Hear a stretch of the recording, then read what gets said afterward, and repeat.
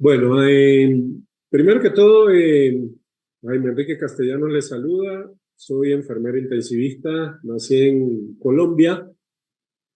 Cuando la época petrolera, mis padres migraron a Venezuela, estudié en la Universidad de los Andes en Venezuela. Mi educación es 100% venezolana.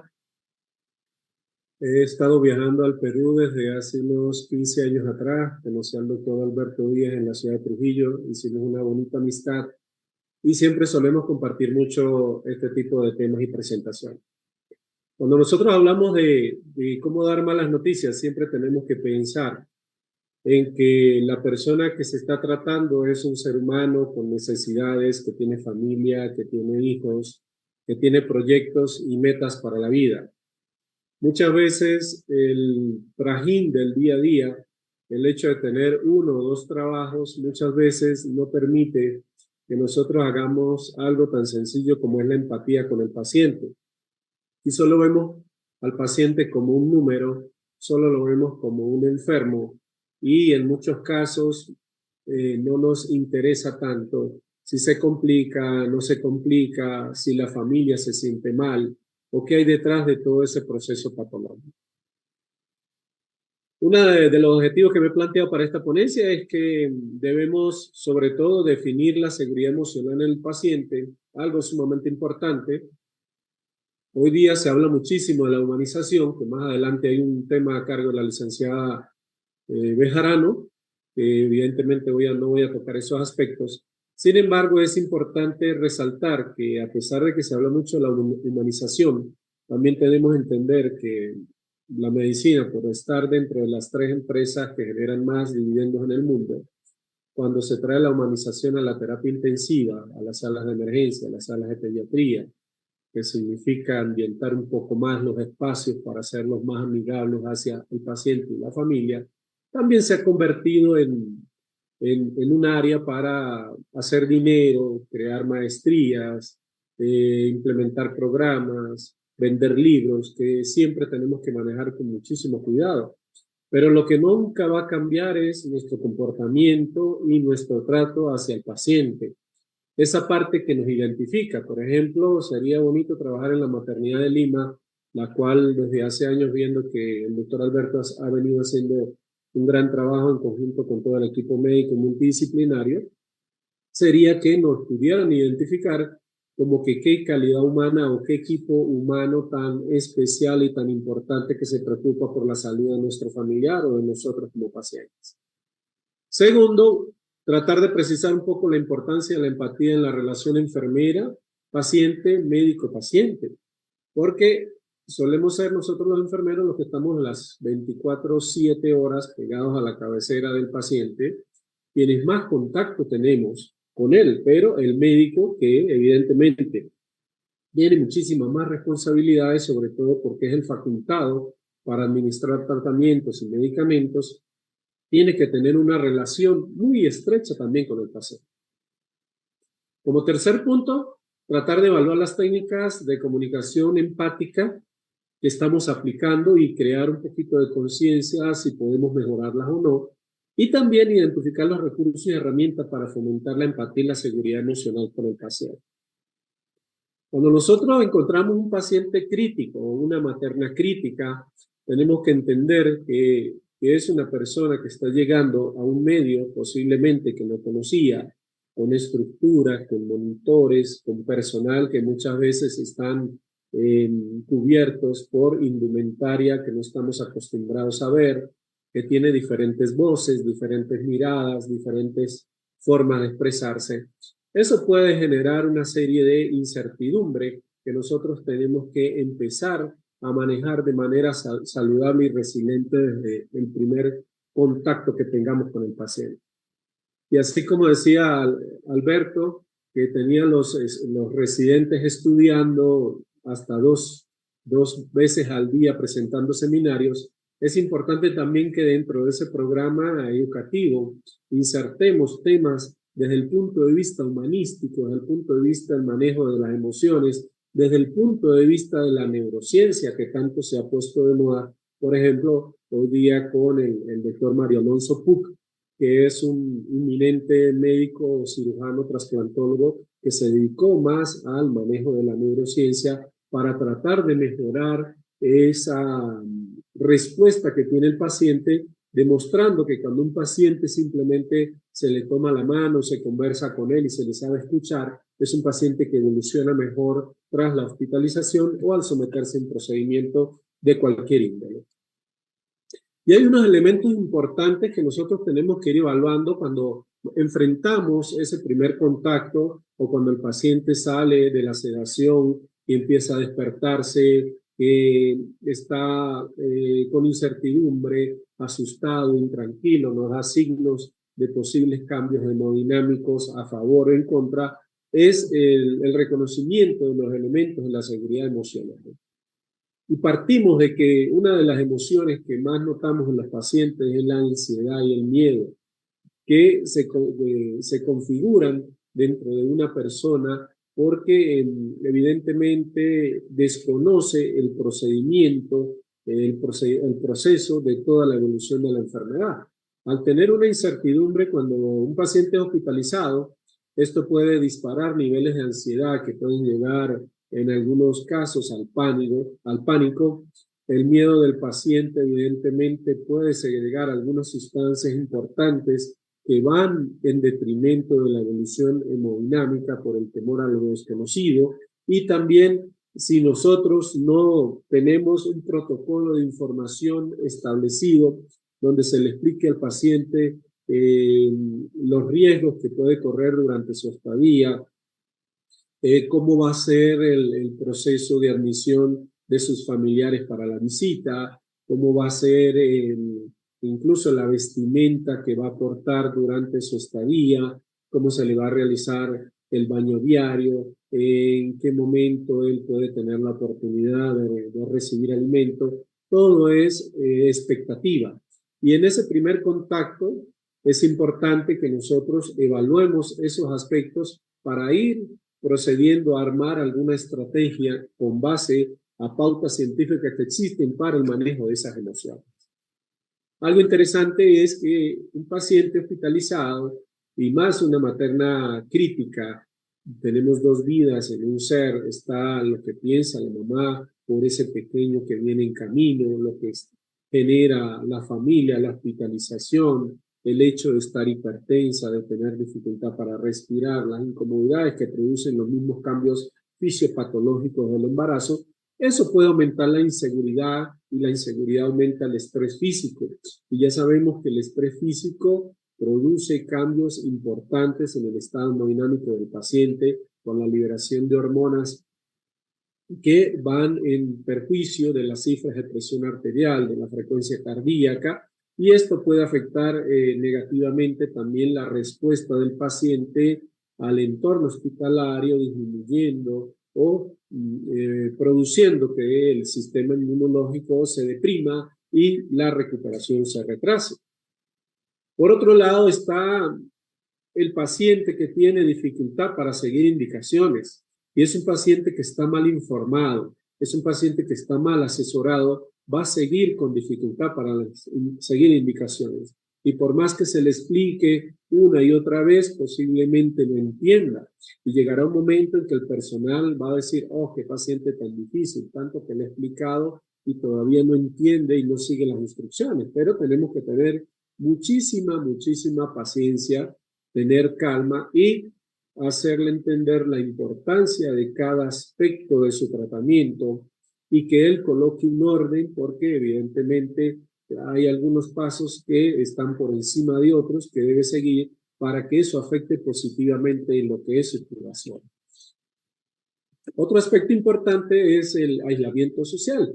Tenemos que reconocer que muchos de estos pacientes tienen inseguridad emocional, muy a pesar de que estén embarazadas. El embarazo puede ser deseado, no deseado, ¿verdad?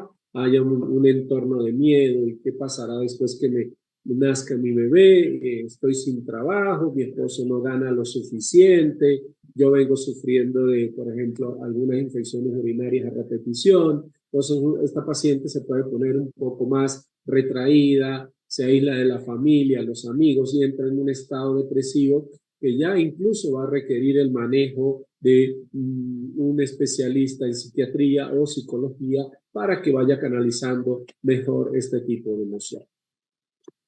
El efecto que produce la recuperación, las expectativas de la hospitalización, el entorno de la maternidad, de la sala de terapia intensiva, puede disparar que ese paciente no duerma, no descanse, y todos sabemos que el sueño es altamente reparador para enfrentar, digamos, las vicisitudes del nuevo día. Y eso puede traer como consecuencia ansiedad, estrés, insomnio, dolor de cabeza, malestar, fatiga y más todavía comprometer el estado de recuperación del paciente. Nosotros necesitamos una paciente que concilie el sueño, que logre descansar, que tenga un ambiente tranquilo, evidentemente que recupere sus fuerzas, que tenga las mejores reservas posibles, porque las complicaciones de una paciente gineco-obstétrica son bastante altas y ponen sobre todo en peligro la vida.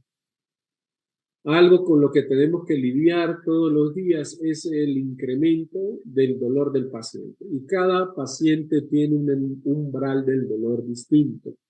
Muchas veces podemos notar que una enfermera o un médico le dice a la paciente, aguante, aguante.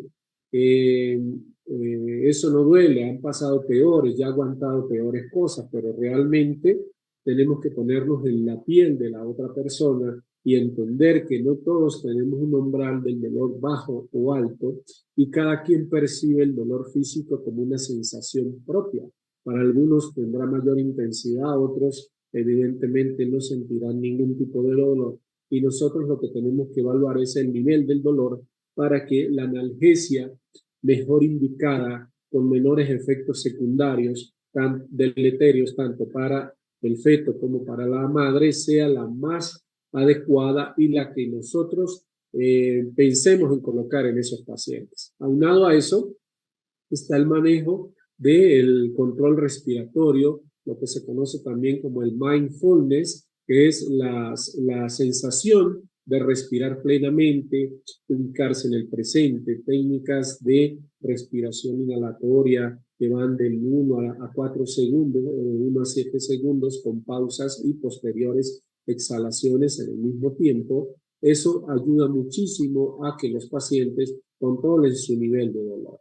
Y eso ha sido demostrado, lo ha demostrado la Universidad de Massachusetts, aplicando unos paquetes de programas de mindfulness, enseñando a respirar a pacientes que están en el preparatorio de cirugía cardiovascular, y su evolución posterior, que es superior a aquellos que no se les practica ese tipo de respiración.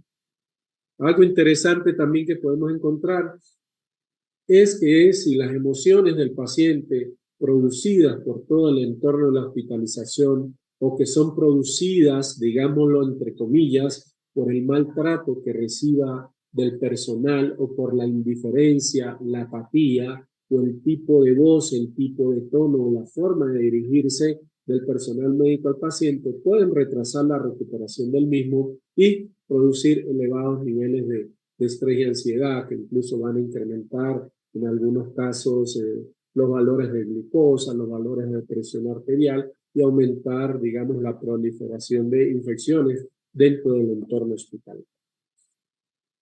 De tal manera que el secreto es algo muy sencillo: hay que hacer empatía con el paciente. Cuando nosotros hacemos empatía y buscamos en Google o por cualquier otro diccionario, Wikipedia o cualquier libro de neurociencia, encontramos que es colocarse en la piel de la otra persona. Pero nosotros, como profesionales sanitarios, tenemos que entender que cuando empatizamos con un paciente es hacerlo de manera profesional, es escucha activa, es un trato respetuoso, es una postura nuestra con seguridad y firmeza ante las emociones del paciente. No es que me voy a poner a llorar con el paciente o me voy a cargar su mochila de problemas a mi casa, aparte de que también soy un ser humano y tengo mis propias situaciones particulares en la casa. Tengo que hacerlo profesionalmente. Si yo aplico los correctos en la administración de medicamentos, hago el ABCD al evaluar el paciente. Reconozco y sé cuál es el tipo de vasopresor que voy a utilizar, o inotrópico o inodilatador en un determinado paciente. También tengo que tener esa herramienta de empatía para poder comunicarme adecuadamente con el paciente. Y es que la empatía es un concepto fundamental en la relación enfermera-paciente, médico-paciente, que genera, digamos, o lima esa aspereza, rompe barreras y permite que la paciente incluso se abra mucho más cuando estamos haciendo la anamnesis. Si nosotros mostramos o hacemos algún tipo de pregunta que el paciente interprete como que este médico o esta enfermera sí le importo, evidentemente se va a abrir mucho a contarnos, digamos, algunos de sus problemas de salud y, por qué no, algunos problemas personales donde nosotros podamos orientarles de la mejor manera, no para resolverlos, sino para que él pueda conseguir las herramientas, porque generalmente los problemas emocionales tienen que resolverse desde la parte interna del propio paciente. Es importante que siempre nosotros tengamos una actitud positiva, una actitud de salud, una actitud de cordialidad. Si yo trabajo, por ejemplo, actualmente en Incorazón con pacientes cardiovasculares haciendo angioplastia, colocando válvulas TAVI, entre otras cosas, yo siempre, buenos días, mi nombre es Jaime Enrique Castellanos, bienvenido a Incorazón, su corazón en buenas manos. Cuénteme, ¿cuándo le comenzó el dolor? ¿Este dolor le ha dado antes subiendo escaleras, haciendo algún esfuerzo físico por alguna emoción, o es de reciente aparición? Entonces, si nosotros ya rompemos la barrera y empezamos a quitar aquello de que somos los dioses del Olimpo por trabajar en la sala de terapia intensiva, nosotros empezamos a indagar y a meternos en ese mundo importante, porque nuestra razón de ser, evidentemente, son los enfermos, y nosotros tenemos que promover la confianza, que ellos consigan la satisfacción plena de la atención para que como institución seamos bien vistos y seamos recomendados, y a futuro como empresa, si es privada, evidentemente capte muchísimos más pacientes. Asimismo, hay elementos de la empatía que nosotros tenemos que tener como seres humanos.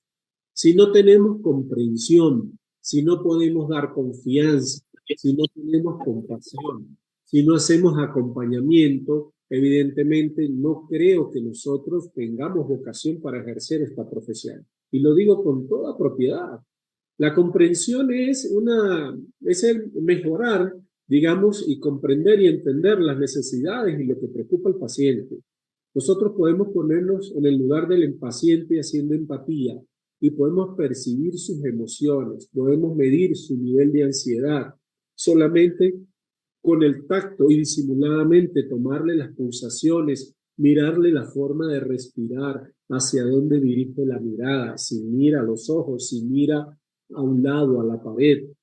Si está temblando, podemos notar que el paciente no está bien y que de no estar bien, para su hospitalización va a generar muchas más complicaciones.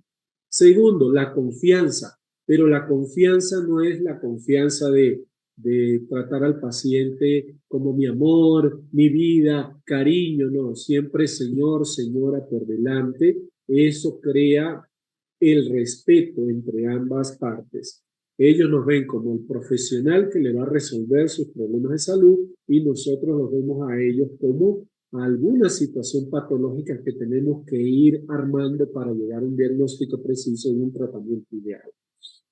Luego está la compasión. Si bien es cierto que a veces nos dicen que nos volvemos fríos, nos volvemos autómatas, que se nos mueren los pacientes y nosotros no tenemos emociones, prendemos la radio, la vida continúa. Es importante tener compasión. Es importante saber correr la cortina, cerrar la puerta, bajar el volumen. Es importante tener la otra fase de la empatía, que es el acompañamiento, el toque con las manos, el toque del hombro. ¿Por qué no dar un abrazo, verdad? Dar un abrazo para que la persona se sienta acompañada y sienta que, a pesar de que todo se ha complicado o ha habido la pérdida de ese ser querido, existe el interés por esas personas que han atendido a nuestro familiar de que todo saliera bien. Y eso nos va incluso a evitar demandas judiciales, acusaciones, agresiones en los servicios que últimamente se suelen ver mucho en los países latinoamericanos, donde ya ingresan, aplican sicariatos y hacen daño. Por tanto, la empatía es una cualidad que puede aprenderse y desarrollarse a través de la práctica y la reflexión. Yo pienso que es como un aspecto, como una materia que nosotros tenemos que meterle día a día a nuestros profesionales, los que vienen detrás de nosotros, sobre todo las nuevas generaciones.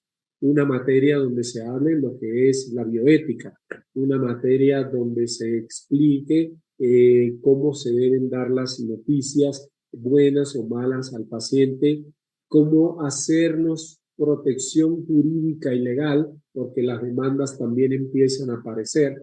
Y no hay peor situación e incómoda que cuando usted está en su casa, repique el teléfono y le diga que tiene que ir a la fiscalía a declarar porque aparentemente la familia ha demandado por mala praxis médica. Entonces siempre tenemos que cubrirnos las espaldas de todo punto de vista. Y un paciente bien atendido, un paciente bien reconocido, un paciente con el cual hemos sido amables y una familia también a la cual le hemos dado esa oportunidad, pienso que van a entender muchas cosas y no nos van a ver como que estamos ensayando, practicando o nos hemos vuelto, como ellos dicen, inhumanos. Algunos casos prácticos para, por ejemplo, ir revisando. Por ejemplo, acá tenemos una paciente de 26 años, con un parto y un embarazo previo, 34 semanas de gestación, va a urgencias con dolor de cabeza y visión borrosa, refiere antecedentes de hipertensión gestacional controlada con medicamentos, a su ingreso convulsiona y está bastante hipertensa. Esta es una situación que ya sabemos definirla rápidamente como posiblemente una preeclampsia. Es una paciente que tenemos que actuar rápido, pero antes de actuar rápido tenemos que explicarle a la paciente su situación de gravedad, las posibles complicaciones, no olvidar todas las hojas de consentimiento informado. Muchas veces tenemos que preparar trípticos, dípticos y entregarlos previamente también a la familia para que ellos entiendan que este es un entorno de alto riesgo. Posiblemente su vida dependa no solo de nosotros, sino de la respuesta de su propio organismo. Siempre que el paciente ingrese a una sala crítica, está crítico, está grave y puede pasar lo peor. No podemos siempre decir todo va a salir bien. No, esa palabra hay que tener muchísimo cuidado porque en situaciones de salud crítica y grave todo no va a salir bien. Es posible que se estabilice, no se estabilice y de acuerdo a esa evolución vamos viendo hora por hora y día a día cómo va comportándose su paciente. Y siempre lo vamos a tener a las expectativas y con ese pensamiento que está allí de que se puede complicar, y es que se puede complicar la paciente. No debemos desbordarnos de tener un súper optimismo porque nuestra mortalidad sea la mejor de todo el Perú. No, tenemos que seguir siendo bastante directos, correctos y enfáticos de que está en una situación grave y cualquier cosa puede pasar. Otro caso, una paciente de 38 semanas que va a una cesárea electiva.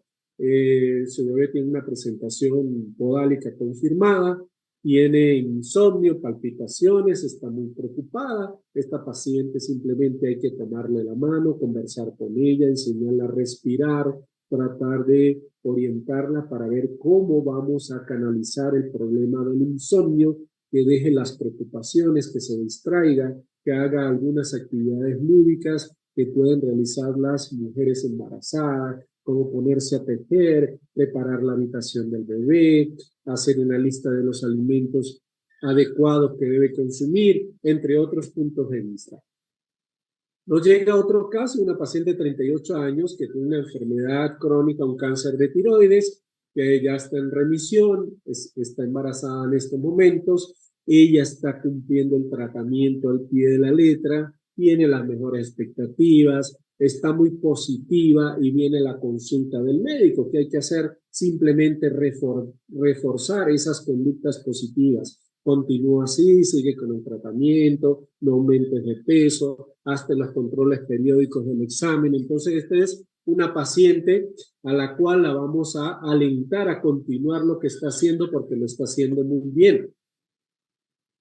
Y si hay una paciente con historial y secuelas, por ejemplo, de un accidente cerebrovascular, con limitaciones físicas, revisarte, algún problema para la movilidad en el cuerpo derecho, izquierdo, la enfermera y el médico necesitan demostrar que esas cualidades son, si bien son limitantes, no van a impedir la evolución y el desarrollo de todo su embarazo. Y hay que simplemente ser buen oyente, hay que ser compasivo y aplicar el cuidado necesario y tratar a la paciente como cualquier otra paciente sin ningún tipo de secuela o sin ningún tipo de patología. Y luego está la situación que siempre es un poco difícil. En mi caso, y le digo con toda propiedad, el que da las buenas y las malas noticias en la sala de hemodinamia en la cual laboro soy yo. Yo me enfrento a los pacientes. Y fíjense que ustedes también tienen alguna situación. A ustedes les ingresa un paciente estable, pero se complica. La familia lo trajo en silla de ruedas, estaba consciente, orientado, tiempo, espacio y persona, no ameritaba posiblemente oxígeno, quizás estaba un poco hipertensa, la hospitaliza. Segundo, el paciente en cuidados intermedios que tiene algún déficit de alguno de los signos vitales, ameritó oxígeno, ameritó monitorización, hay que hacerle, digamos, vigilancia de los latidos cardíacos, tanto del feto como de la madre, y está en cuidados intermedios. Y luego está la paciente que llegó bastante grave, con algunas alteraciones o falla multiorgánica. La que es más fácil, digamos, de quizás dar la noticia del fallecimiento es la número 3, pero la número 1 es bastante compleja. ¿Por qué si entró caminando se murió? ¿Por qué si entró hablando se paró? Y muchas veces la familia no tiene idea de que las complicaciones pueden ser mediatas o inmediatas. Y es ahí donde nosotros tenemos que trazarnos estrategias. Para dar malas noticias, nosotros no podemos improvisar, ni darnos las de sabios, ni de que tenemos a Dios agarrado por, como dicen, por la melena. No, nosotros tenemos que tener una preparación. Tenemos que primero tener buen sentido de la palabra, buen sentido de conocer, de respeto. Antes de hablar con la familia, tenemos que asegurarnos de conocer todo el cuadro clínico del paciente. Cómo ingresó, cómo evolucionó y por qué se complicó. Segundo, tenemos que empezar con la empatía desde el primer día en que se hospitaliza el paciente. Si nosotros venimos a conocer la familia el día que la paciente presenta la parada cardiorrespiratoria, el día que la paciente fallece, va a ser muy difícil mantener esa conexión. Por eso siempre es importante hacer la revista médica y luego de la revista médica hacer la revista con la familia, para que la familia se vaya familiarizando. Ah, sí, ese es el doctor Díaz, o ese es el doctor García, o ese es el doctor Castellanos, el que conversó conmigo y ya venía haciendo un seguimiento al cuadro. Tercero, por muy científicos que seamos, ¿verdad? Por muchas especialidades médicas que tengamos o de enfermería, el lenguaje de los términos va adaptado acorde a la idiosincrasia que tenga la familia. Si nosotros vemos gente bien vestida, con tremendos carros, anillos de grado, siempre indagamos, ay, ¿usted qué hace? No, yo soy ingeniero, yo soy terapeuta del lenguaje, no, yo soy enfermero, yo soy médico. Nosotros ya sabemos qué tipo de lenguaje utilizar, pero posiblemente al familiar de algún agricultor que siempre ha vivido en una granja que está produciendo papas, zanahorias, tenemos que hablarle en forma diferente y ser muy específicos porque ellos pueden confundir los términos médicos. El apoyo emocional no puede faltar y no es solo como una palabra, es acompañamiento, es estoy ahí, pueden desahogarse conmigo. Acá tenemos el apoyo, bienvenido el psicólogo o el psiquiatra del servicio, que son fundamentales. Y siempre cuando vamos a dar noticias, y sobre todo muy malas noticias, acompañarnos de alguien para que en caso de cualquier emergencia o una situación de agresividad podamos tener un mayor control. Y siempre hay que respetar las creencias del paciente, su religión, no imponer la nuestra por encima de ellos. Siempre hay que preguntarles, ¿ustedes son creyentes? ¿Y cuál es su religión? Disculpen, ¿ya? Para evidentemente entrar. Algunos dicen, la mayoría, que son católicos, cristianos, mormones, o algunos pueden ser ateos simplemente. Entonces hay que tener muchísimo cuidado con el manejo de las creencias. Hay un médico estadounidense que también trabaja en Boston, que creó un modelo que se llama empatía, de la palabra empatía. Él dice que para dar malas noticias nosotros tenemos que, la E de empatía, prepararnos, ¿verdad? Tómese un momento para prepararse antes de la conversación. Tome aire, puede hacer una pequeña lista de cómo va a explicar la situación que ha ocurrido.